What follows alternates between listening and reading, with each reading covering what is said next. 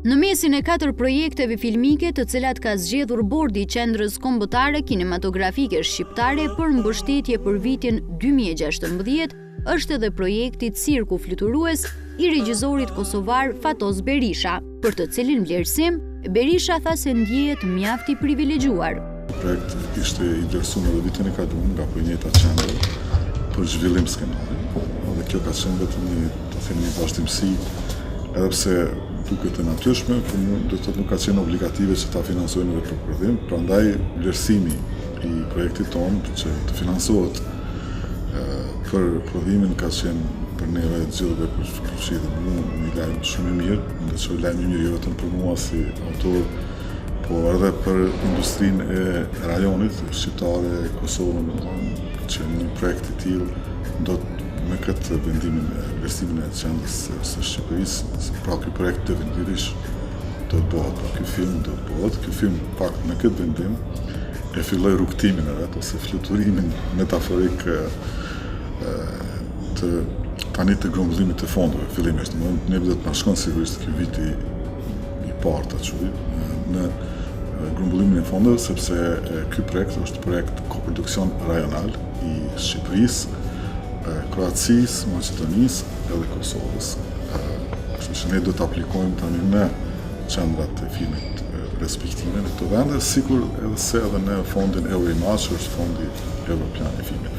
Pra, pasi ta mbarojmë këtë rrugtimin e përmbylljes së buxhetit të plot, atëherë shpresojmë që filmi do të fillon me xhirime nëse jemi të fatlum diku vitin e ardhshëm në këtë kohë, ose nëse nuk kemi shumë fatlum atëherë ndoshta 2017 në pranverë. Berisha tha se skenari i filmit është i bazuar në një ngjarje të vërtetë, pjesës së cilës kishte qenë dhe vetë ai. Në fakt, e kam në kokën time prej vitit 1994-5, kur edhe kjo ngjarje ka ndodhur, sepse ky skenar, ky tregim filmik është i bazuar në një ngjarje të vërtetë, cilën unë kam qenë pjesëmarrës. Andaj në kokën time edhe në kokën e gjithë atij grupi që kemi qenë, ne grup aktorësh, shokë, ka qenë kokët tona që ajo ndodhi që na ka ndodhur në atë rrugë tim, për cilën do të bashkëbisedojmë tani, një ditë dikush duhet ta shkruante atë skenar. Unë nuk e kam menduar që do të jem unë ai që do të arrij ta bëj ato, jo se është ndonjë arritur, po thjesht sepse kam provuar edhe tjerë nga ai grup që ta shkruajnë, kanë filluar edhe pse për arsye të ndryshme nuk ka përfunduar asnjëri prej skenarëve të mundshëm të një rrugtimi. Dhe e deshti fati që do thotë prej asaj kohe, do thotë prej aty vitet 90-ta, prej kokës sime dolin letër diku në vitin 2011, dhe kam përfunduar skenarin.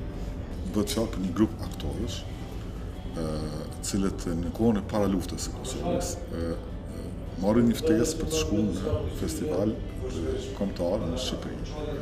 Ajo ka qenë kohë tepër e vështirë sa më kujtohet, ka qenë një okupim i Serbisë dhe gjithaj grup, përfshirë mua, ne s'kemi pas pasaporta.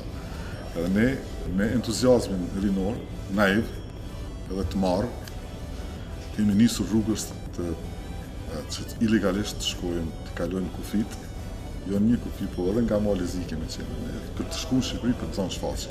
Kjo është në fakt gjithë ajo, shumë në fjalë shkurta dhe gjithë filmi është rrugtim, është road movie i formatit, do të thonë këta janë një grup aktorësh cilët udhtojnë edhe i kanë 100 peripeti për të arritur qëllimi i tyre, që është qëllimi është ta shfaqen shfaqjen në Tiranë.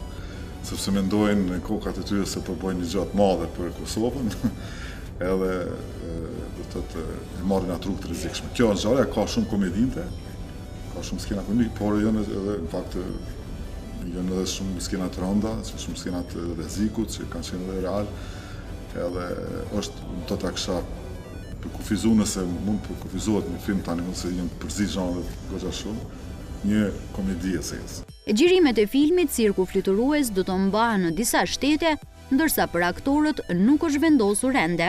Producentën e projektit Vjosa Berishën, do kemi kryer ato detyrat e shtëpisë që quhen, Dhe kemi bërë një skanim të terrenit dhe lokacionet të mundshme. Kemi bërë edhe fotografimet dhe përthuaj se jemi përcaktuar sa i përket anës pjesës sigjilimeve në territorin e Shqipërisë dhe janë lokacione shumë të mira se japin mundësi. Është një terren shumë interesant ku në një hapësirë të vogël në kilometra katror mund të xhirojmë shumë skena. Si ndryshon terreni në distanca të vogla, po do të xhirojmë në rrethin e Shkodrës, në Shkodër vetë, rrethin e Lezhës, edhe një pjesë në rrethin e Kukësit. Këto sa përket Shqipërisë, natyrisht edhe në Tiranë, disa eksteriere, ndërsa ka pjesë që xhirojnë edhe në Kosovë, natyrisht aty kemi caktuar qysh në fillim, edhe një pjesë për shkak se ky është koproduksion Kroaci-Kos Shqipëri Maqedoni, do të jemi sigurisht detyruar ndoshta të xhirojmë disa skena në Kroaci, gjithsesi në Maqedoni. Kjo do të varet natyrisht prej marrëveshjeve që do të kemi me koproducentët nga këto shtetet, kështu që ndoshta do të xhirojmë, do të jemi detyruar në fakt të xhirojmë në ato territore. Do të ende nuk janë përcaktuar aktorët, do të thotë plani ynë është të bëjmë audicion, sepse do të kemi aktorë nga Shqipëria, nga Kosova. Audicionet do të jetë i hapur, në fakt mund të jenë nga kado që flasin shqip. Kemi edhe aktorë të huaj, vetëm se të konfirmojmë. Për disa dy role të vogla është aktori Velibor Topić, aktor kroat që jeton në Britaninë të Madhe, i lindur në Bosnjë. Dhe aktori poashtu nga Bosnja, Emir Hadjihafizbegović, shumë i njohur, që do të rrujnë sa personazhe serb, që flasin serbisht. Berisha pret që ky film të pritet mirë nga audienca dhe kritikët e filmit, e sigurisht që festivalet ndërkombëtare prestigjioze janë edhe synimi i tij.